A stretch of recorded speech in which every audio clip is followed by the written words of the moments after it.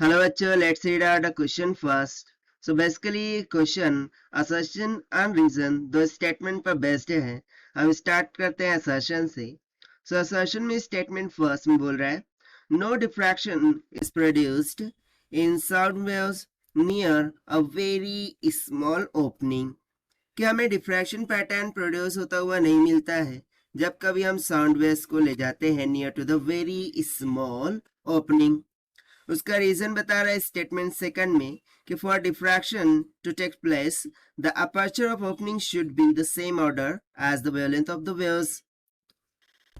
यानी कि डिफ्रैक्शन ये तभी टेक्स प्लेस हो सकता है जब ओपनिंग ये सेम ऑर्डर की हो जाए वेवलेंथ ऑफ द वेव्स की. तो चलिए देखते हैं हम इसको सोल्यूशन से. But before our bits, let's talk about the key concept which we are going to use here for this question. So यहाँ पर एक concept होता है diffraction का. So थोड़ा सा हम discuss कर लेते हैं diffraction के concept को कि diffraction के लिए क्या requirement होनी चाहिए, इसकी क्या conditions होती है. ठीक है, तो देखिए जब कभी हमें डिफ्रैक्शन करना, सो लेट सपोज कि इस तरीके से सिंगल स्लिट डिफ्रैक्शन हम देख रहे हैं, या फिर ओके लेट सपोज कि सिंगल स्लिट डिफ्रैक्शन पैटर्न की बात कर रहे हैं. सो ये डिस्टेंस क्या होता है, small D, obviously you know, और ये तो है कैपिटल डी. यहाँ पर सेंटर पे मिलती है हमें सेंट्रल ब्राइट फ्रिंज. ठीक है, और यहाँ पर कहीं भी तो हमें इस तरीके से ये दो लाइट जा करके यहाँ पर डिफ्रैक्शन पैटर्न तैयार करती है. इतना तो आपको पता ही होगा. सो देखिए डिफ्रैक्शन पैटर्न के लिए सबसे मेन रिक्वायरमेंट होती है that is the aperture. Aperture means to say कि ये जो स्लिट की विड्थ है वो, ठीक, aperture of opening, aperture of opening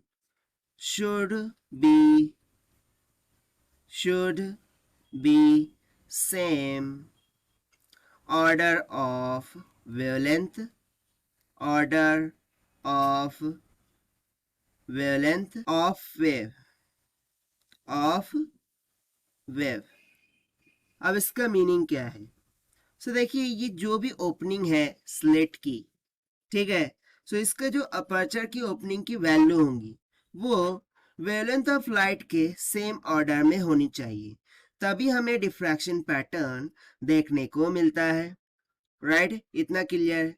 so let's suppose कि ये डिस्टेंस कुछ d के बराबर है जैसे कि हमने लिख भी रखा है. सो यदि मैं यहाँ पर बात करूँ साउंड वेव के रिगार्डिंग, ठीक है, if we talk about the sound waves, so इस साउंड वेव्स के क्वेश्चन में अकॉर्डिंग टू असर्शन क्या बोल रहा है कि sound waves near to a very small opening, यानी कि ये जो ओपनिंग डी है ये वेरी वेरी लेस देन है in comparison to the wavelength of sound waves. ठीक है, सो देखिए बहुत ही लेस देन है, ठीक है ना, वेरी स्मॉल ओपनिंग यानी कि बहुत ही लेस देन है as compare to the wavelength of the sound waves. So क्या ये सेटिस्फाई कर रही है कंडीशन ऑफ डिफ्रैक्शन को? नहीं, क्योंकि कंडीशन ऑफ डिफ्रैक्शन के अकॉर्डिंग अपर्चर की ओपनिंग ये same order of the wavelength of the light होनी चाहिए, बट ये तो लेस देन है. सो दैट इज वाई हमें नो डिफ्रैक्शन पैटर्न यहाँ पर देखने को मिलेगा, यानी कि कोई भी डिफ्रैक्शन अकर नहीं होगा, नो डिफ्रैक्शन. सो इस कारण से असर्शन तो हो गई ट्रू, बट क्या रीजन सही है? सो देखिए जो हमने कंसेप्ट में लिखा था वही तो रीजन में बोल रखा है कि for diffraction to takes place the aperture of opening should be the same order as wavelength of the waves. वही तो यहाँ पर हमने लिखा है कॉन्सेप्ट में, यानी कि रीजन एकदम एब्सोल्युटली करेक्ट है. और बेसिकली ये पूरी तरीके से असर्शन की स्टेटमेंट को क्या कर रहा है, एक्सप्लेन भी कर रहा है. सो देखिए यही हो जाता है इसका आंसर जो कि हमने सॉल्व किया by using the concept of diffraction से. Now let us take the option. So both assertion and reason are true, and reason is a correct explanation for the assertion will become correct. So this is the required solution. I hope you understood well. Best of luck. Thank you.